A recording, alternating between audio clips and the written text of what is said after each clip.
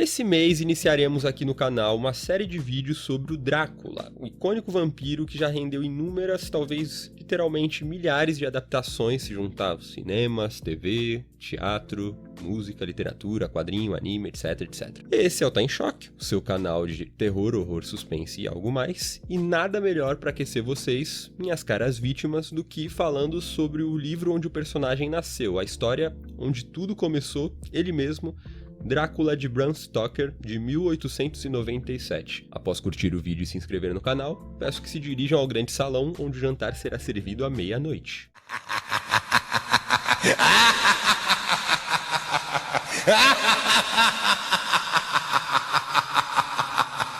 Entre 1879 a 1898, o irlandês Bram Stoker foi gerente de um teatro em Londres, onde complementava sua renda escrevendo diversos romances, sendo o mais bem-sucedido deles Drácula. Ao longo dessas décadas, grandes autores como Arthur Conan Doyle escreveram muitos contos onde criaturas fantásticas ameaçavam destruir a vida na Terra, e o Bram Stoker acabou surfando nessa onda, agradando muitos leitores na época, porém, ele só atinge esse status lendário com a obra ao longo do século XX, conforme as adaptações no cinema foram rolando. Antes de escrever o Drácula, Stoker passa anos estudando o folclore europeu e o universo vampírico, e em 1881 ele supostamente teria ficado fascinado ao ler sobre a reputação de crueldade de Vlad III Drácula, ou Vlad, o Empalador, governante romeno, que empresta até o seu nome para o personagem mais tarde, apesar de muitas diferenças entre o conde da história do Bram Stoker e essa personalidade real.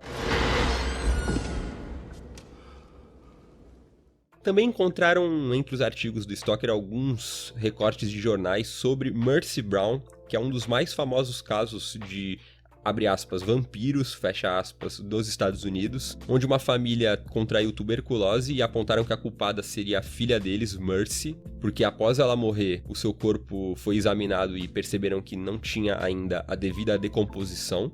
Então pensaram que ela era uma vampira, apesar de ainda na época não ter essa denominação, e provavelmente ser devido à conserva da baixa temperatura que o corpo da menina tivesse daquele jeito. Mas não se sabe se o caso realmente teve alguma influência na história. Enfim, voltando, o Bram chegou a afirmar que teve pesadelos com um rei vampiro que surgia do seu túmulo. Já tinham precedentes, é claro, como a Carmilla, o romance sobre a vampira lésbica de Sheridan Le Fanu, que foi lançado uns 15 anos antes, e pode ter sido uma grande inspiração para o Drácula do Bram, e foi o escritor e médico John Polidori que criou a imagem do vampiro retratado como aquele homem da aristocracia cheio de charme.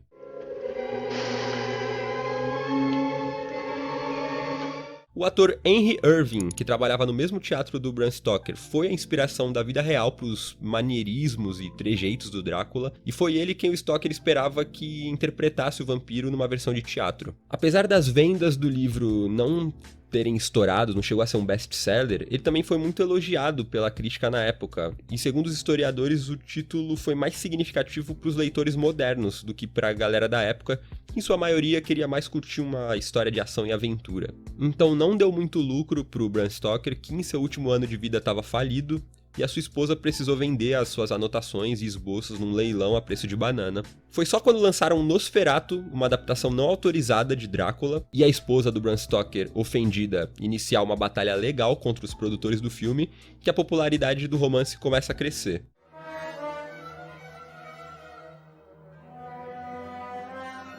Existem alguns derivados oficiais do livro, como O Convidado de Drácula, que nasceu depois de um capítulo que o Bram Stoker excluiu, e só foi lançado 2 anos depois da sua morte. Drácula, o Não Morto, escrito pelo bisneto do Bram Stoker, Dacre Stoker. Foi publicado em 2009, e Drácula, que é um prequel que vem de interpretações de mais de 100 páginas que foram excluídas do romance original, reunidas dos fragmentos do autor. Como você ousa? A história é contada em formato epistolar. Pérez, que diabo é isso?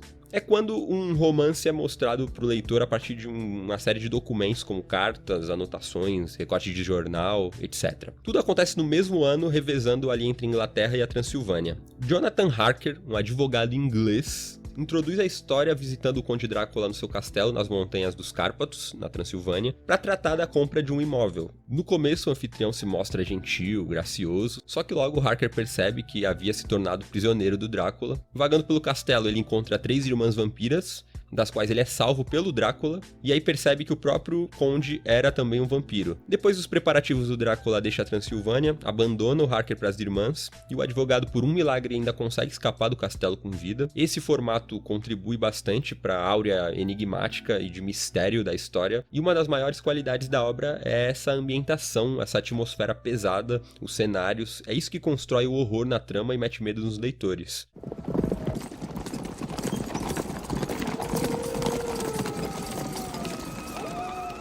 O Bram usa de tudo que a literatura gótica já tinha feito numa mistureba, começando por essa vastidão noturna logo nesse início, e a adaptação mais famosa com certeza é o filme de 92, dirigido pelo Coppola, que venceu 3 Oscars, que consegue ser mais fluido do que a versão literária, já que não depende das cartas para sua narrativa correr, e também, é claro, devido ao carisma de Gary Oldman, intérprete do Drácula, que é muito mais presente na tela do que no livro, e você acaba criando grande simpatia pelo personagem, e ele se torna aquele vilão querido da galera.